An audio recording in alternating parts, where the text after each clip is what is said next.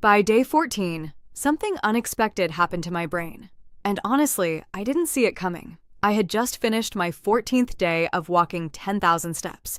No gym, no diet change, just walking. And something was shifting inside my body that nobody had warned me about. Not just weight loss, not just calories burned. I'm talking about your brain chemistry, your gut bacteria, your sleep quality, all of it quietly rewiring itself. Just from walking. I did this for 60 days straight, and I tracked every single change.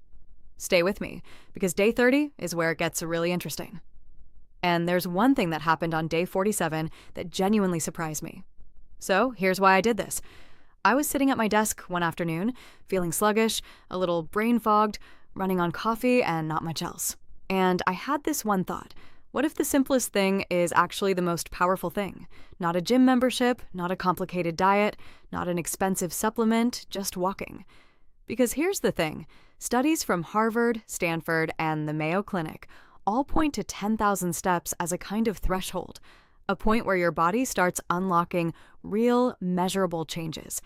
But what most articles don't tell you is what's actually happening inside your body when you cross that threshold consistently.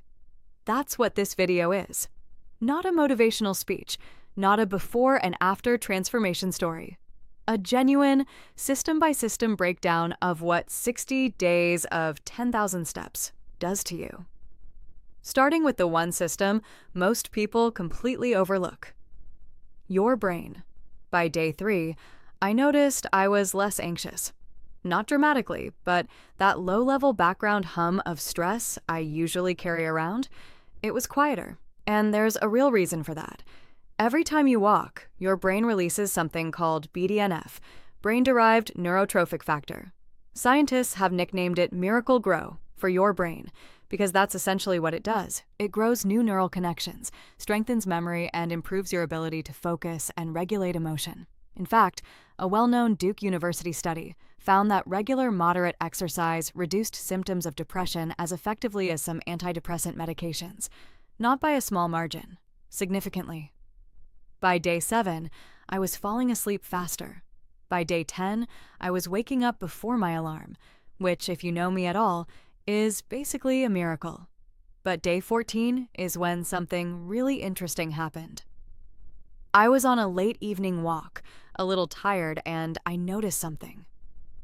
For the first time in a long time, I didn't want to be on my phone. I wasn't reaching for it. I was just present, noticing things around me. The sounds, the air, the way my body felt moving through space. And I realized what was happening. When you walk consistently, your dopamine baseline rises. You need less stimulation to feel good. Scrolling starts to feel less urgent. Junk food cravings quietly drop. You start gravitating toward better choices, not because you're forcing discipline, but because your brain chemistry is shifting. That was day 14. And we're just getting started. Your heart is a muscle.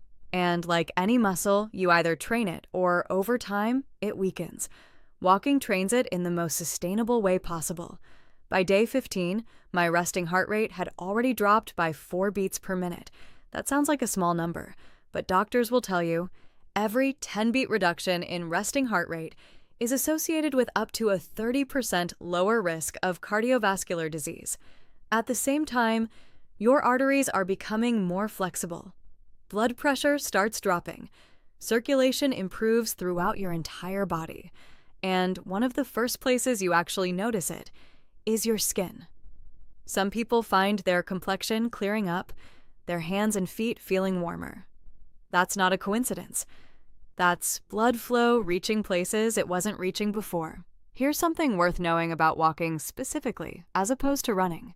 Walking is what exercise scientists call a Zone 2 activity. It keeps your heart rate in a range where your body uses fat as its primary fuel source. Running, by contrast, burns through sugar and glycogen first. Walking burns fat directly, efficiently, and in a way your body can sustain every single day without breaking down. So while it might feel almost too easy, and that's actually the point, your body is doing serious metabolic work underneath the surface. It just doesn't feel like suffering, because it doesn't need to. Now, here's one that most people don't expect. What walking does to your gut. Right now, there are roughly 100 trillion bacteria living inside your digestive system. And most of us give zero thought to them until something goes wrong. But those bacteria are quietly running enormous parts of your health: your immune system, your mood, your energy levels, your cravings, all of it influenced by what's happening in your gut. A study published in the journal Gut in 2022 found that regular moderate exercise, specifically the kind of low-intensity, sustained movement that walking provides, significantly increases gut microbiome diversity. More diversity means a stronger immune response, lower levels of chronic inflammation, and a more stable mood. Around day 25, my digestion had noticeably improved. Less bloating after meals. More consistent energy in the afternoons. And something I genuinely didn't expect: my sugar cravings had almost completely disappeared. Here's why that happens. The bacteria that thrive on sugar start dying off when you move consistently. The bacteria that prefer a more active, balanced environment become dominant, and they send signals directly to your brain through what's called the gut-brain axis, telling it that you don't need the quick hit of sugar anymore. You didn't white-knuckle your way through those cravings. Your gut bacteria just quietly changed the request. By day 35, my knees had stopped hurting.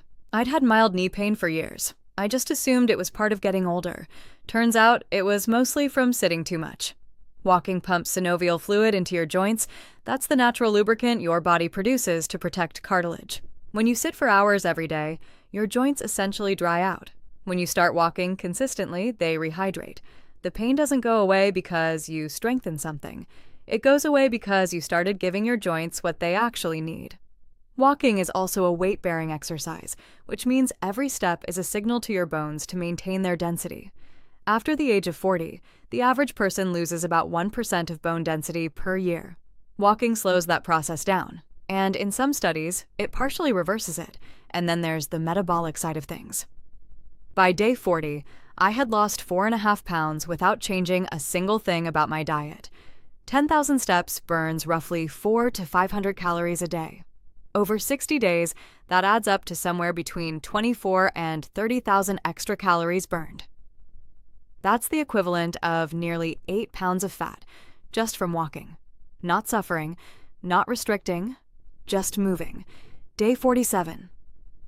My doctor called. I'd had a routine checkup scheduled weeks before I started any of this.